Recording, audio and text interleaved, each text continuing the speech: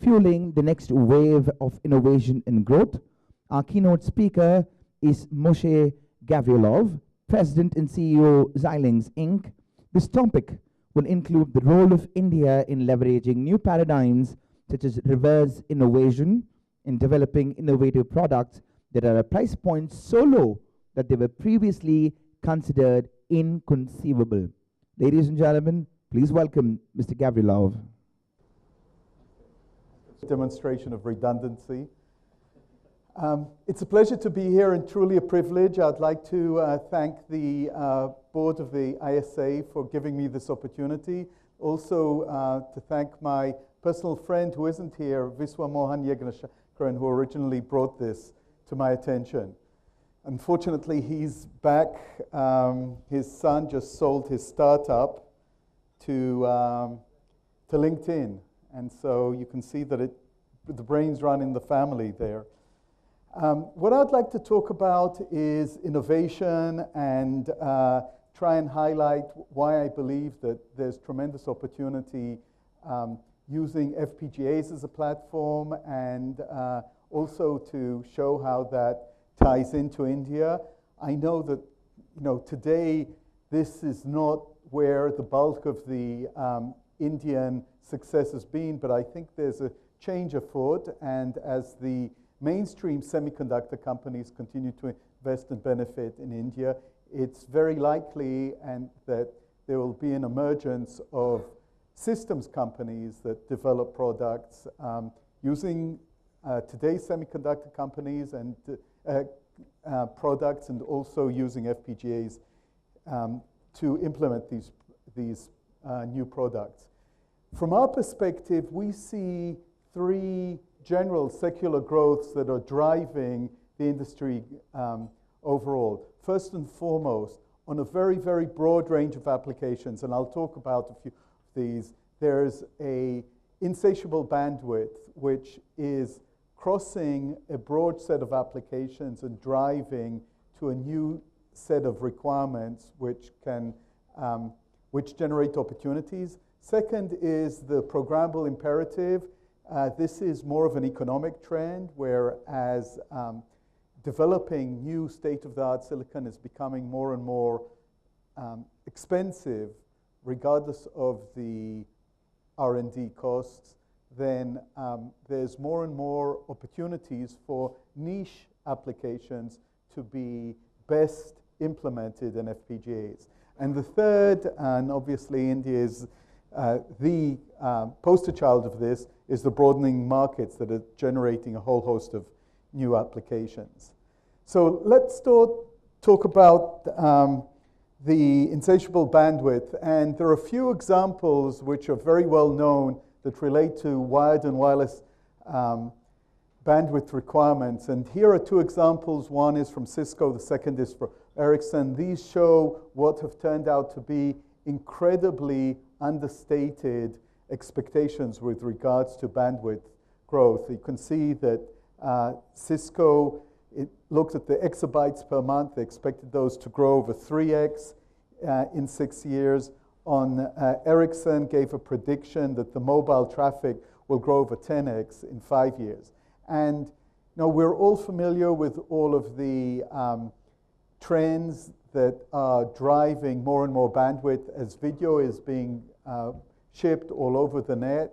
It's something which not necessarily is commonplace to the generation of people in the room.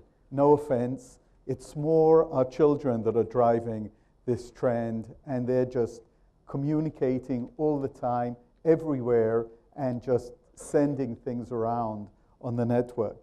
And this will continue to grow, and this is a trend that we intend to, that we expect will grow and accelerate over the years. Now, this is not only a wired and wireless communication. There's a whole host of new applications that are driving it, and I'll talk about a few of them. The one which is actually nearest to my heart is what is happening in the medical world. And this is driven by the fact that they now have studies that show that when you look at MRIs on standard definition, and when you look at them at high definition, actually the analysis and the detection rate of tumors on high definition is significantly higher than it is on standard definition. As a result, there's a huge upgrade of all of the electronics in the medical offices from standard definition to high definition. In parallel, there's all of the underlying bandwidth requirements as you need to start shipping things. In addition, today, when you go and have any operation, then typically, you know, and my wife just had a small procedure in her shoulder. At the end, you know, she had some pain. She had to have some arthroscopic surgery in the shoulder. At the end, they gave her a video of the operation, because as they're doing the operation, they're doing it through video, and they retain that video. And this is just sort of a few examples which are showing how in the medical space, this is just growing at a fast rate. So as you look at these, aerospace and defense, there's more and more of a transition to a network battlefield. The soldiers today, the heaviest thing that they're carrying are the batteries that they're carrying around with them, because all of the time they're getting communications, and it's actually video communications that they're getting, because today's soldiers have grown up with video, and that's what they're getting. They're having these unmanned aircraft, drones, that are sending videos of the battlefield to them. And so the entire military communications, electronics is changing. Audio-video broadcasting, that's clearly expanding in a huge way. The transition from standard definition to high definition to now 3D, even though it hasn't quite been successful, but the expectation is when you move to the next generation of products and have the glassless 3D, then it'll be incredible. You know, I had the opportunity of going to the World Cup in South Africa this past year, and there they actually had the first broadcasts in 3D, and Sony was showing it in the malls. It's just a totally different experience. It's almost as good as being there. When you look at things like cricket, anything which is fast-moving, you know, seeing it in 3D is just a totally different experience. And so there's a huge upgrade of all of the audio-video equipment. So I could go on and on through a lot of examples, but you know, this is happening. It's happening in a big way. It's permeating a lot of applications, and it's generating huge bandwidth requirements. Now, this is a trend which is happening on a global basis, and these are two examples that we picked up, which you're no doubt familiar with: the remote control of irrigation versus cell phones, which was pioneered and driven from India, and then the investment in bandwidth, where the wireless network on Everest has been upgraded. And I understand that now, both from the Tibetan side and the Nepalese side of Everest, you can make cell phone calls to tell your mother how far away you are from the top of the mountain. You know, pretty amazing things. So, in terms of the implementation vehicle, for more and more of these applications, then there is a transition, unless we're talking about high volume applications, from ASICs and ASSPs to programmable logic. And the reason that I have a wolf here is that the FPGA companies have for several years been touting that this would happen. The FPGA industry is about 30 years old, and for 29 years and 11 months of those 30 years, the FPGA companies have said that this transition would happen. And the question is, why is it finally happening now? Well, it's happening because as FPGA companies have moved to the forefront of developing and introducing new technology, and at Xilinx, we taped out the first worldwide 28 nanometer device in December of last year, and we expect to get samples of silicon this quarter and to actually sample customers. When you look at that trend, then you can see that you can actually implement very interesting systems with FPGAs. This is a big transition which has happened over the years. So what's happening in particular on the ASIC side is the number of starts per node has dropped precipitously. These are, again, analysis on the left from IBS, which is an independent source.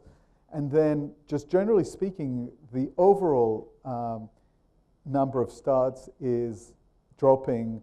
And the reason is all based on economics. It costs, we know what it cost us to invest in the 28 nanometer generation of technology. That is approaching $1 billion for the entire product offering. When you look at the sort of markets that can justify that level of investment, there are very few markets that can do that. You have to go for very, very high volume markets. So on the FPGA side, we benefit from the fact that we actually are horizontal providers. We can service several markets with the same range of products, hence, which our customers customize, hence we can address a broader set of these. So these trends are continuing. It's true on the ASSP side. And by the way, don't take away from this a statement that I'm saying that ASICs are dead and the ASSPs are dying. That's not what I'm saying. What I'm saying is that the economics are making it more attractive for ASSPs to focus on high applications, and medium-sized and low applications cannot justify that level of investment, and hence there's the opportunity for FPGAs. So these are, on the right, you can see a few examples where the majority of revenue is actually coming from ASSPs, is coming from a few very high volume applications. You know, obviously, the highest volume of them all is mobile phones, PCs, video games, TV, set-top box, and DVDs. These 6 applications actually account for 55% of the overall revenue for the ASSP space. Now, what has happened on the FPGA front in particular is with each generation of technology, the FPGA can cover a larger portion of the product requirements. So here, this is a very high-level picture where we've looked at and color-coded for each set of attributes. We've color-coded what could be covered by an FPGA 90 nanometers. And the color code is such that if you could achieve most of the requirements, it was green, more than 50% was yellow, more than 25% was orange, and less than 25% was red. And as you can see, with a 90 nanometer FPGA, you could only cover a very small part of the requirements. For that reason, you know, the FPGA market did not really start to take off at the 90 nanometer node. But you can see that as you move from 65 and 40 and 28, 28 is absolutely, designs are starting in a big way now. The silicon is sampling of the leading edge of FPGAs this year, and we're already working on the generation beyond that, which is the 20 nanometer node. So you can see that there's quite a lot of the attributes that are necessary in the system that can be covered by an FPGA. Hence, we're seeing the FPGA market grow. And to some extent, when you look at what is possible in an FPGA and you compare it to an ASIC and an ASSP, and you compare it at the different technology node, and of course this is volume related, you can see that with the 28 nanometer of an FPGA, you can cover most of what you could achieve on an ASIC and an ASSP up to 90 nanometers.